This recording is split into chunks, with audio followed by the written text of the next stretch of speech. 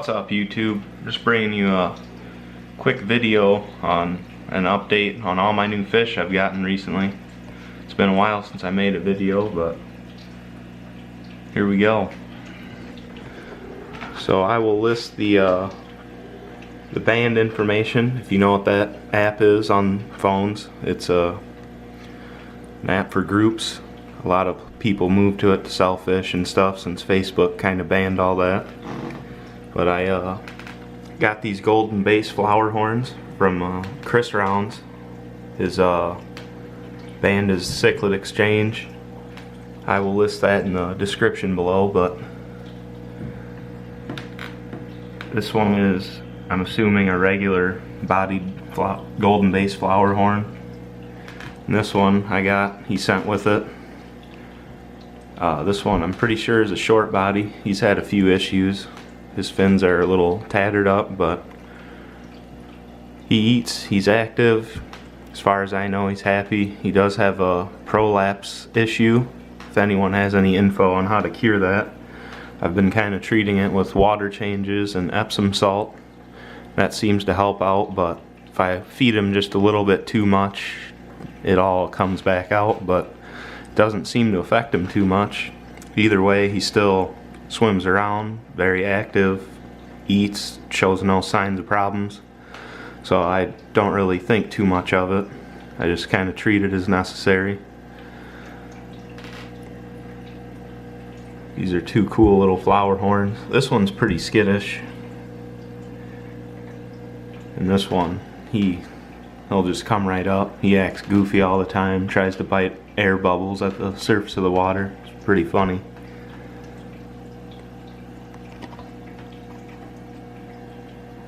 That's it for these two. Here we are down in the basement. Another group of fish I got from Chris Rounds. Got a 10 baby Jaguar Cichlids.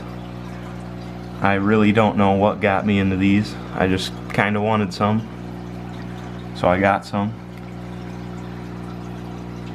Just a little herd of them. They all pretty much stay schooled up. It's pretty funny. They all attack the food together. Unfortunately, since these fish get super big, I'll eventually have to rehome some. I only wanted a couple, but I got a bunch.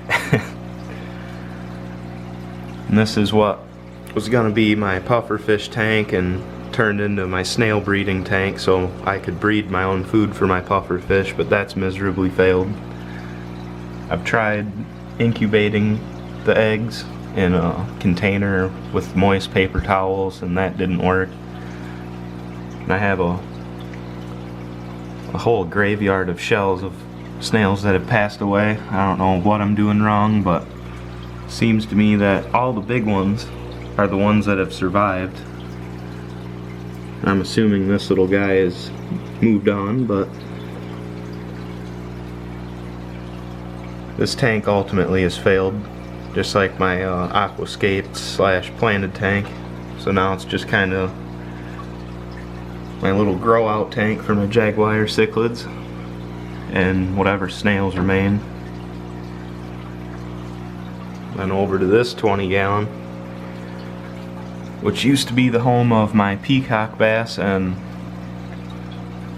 Tiger Shovelnose catfish, is now home to my Santa King Kong parrot. She actually killed my Peacock Bass within the first 2 days that I had her in here. It was another kind of planned purchase, but unplanned. I wanted the fish but really had nowhere to put it, so I just kind of put her into this tank and she killed my Peacock Bass. There's also a pleco living in here, and they like to fight each other. It looks kind of playful, but recently I've noticed this Picosmus, his dorsal fin has been pretty torn up, but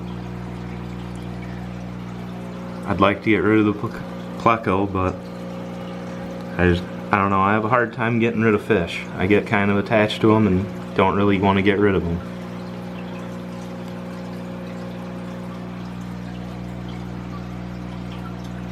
Now over to one of my 75s. I recently picked this fish up. Went to a fish swap, hoping they'd have some monster fish there. They did at one point, but they didn't really have anything that piqued my interest. I had hopes to get a spotted gar, and I ended up going to a local fish store to that area and picked this guy up.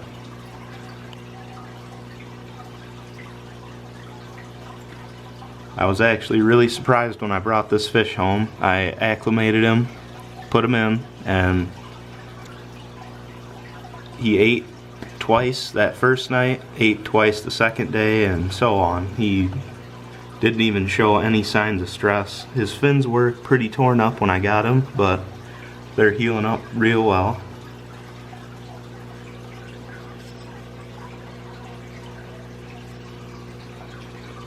That is the newest fish here. And here we are at the 40-gallon breeder, which homes my fire eel and my Fahaka pufferfish, Puff Daddy. I'm pretty proud of this tank. It was my planted / aquascaped tank at one point, and also that failed miserably. So there for a while it just had the planted substrate at the bottom.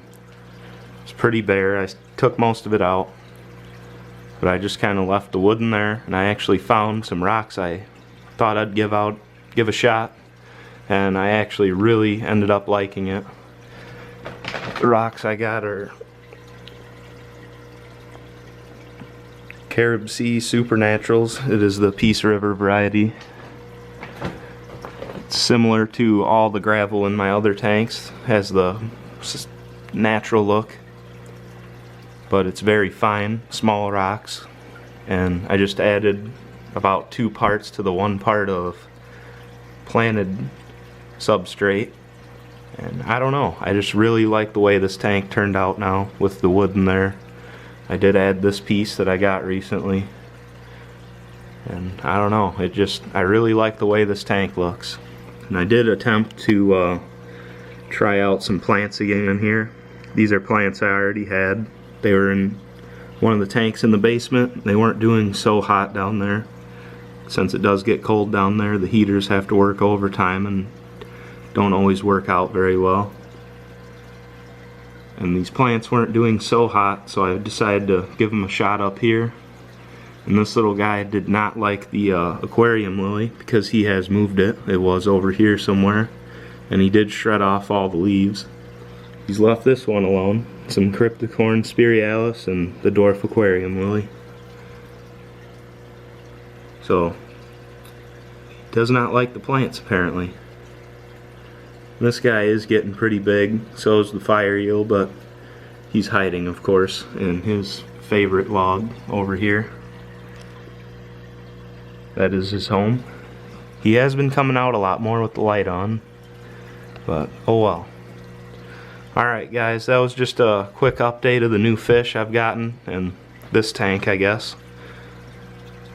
Just because I'm really proud of the way it looks.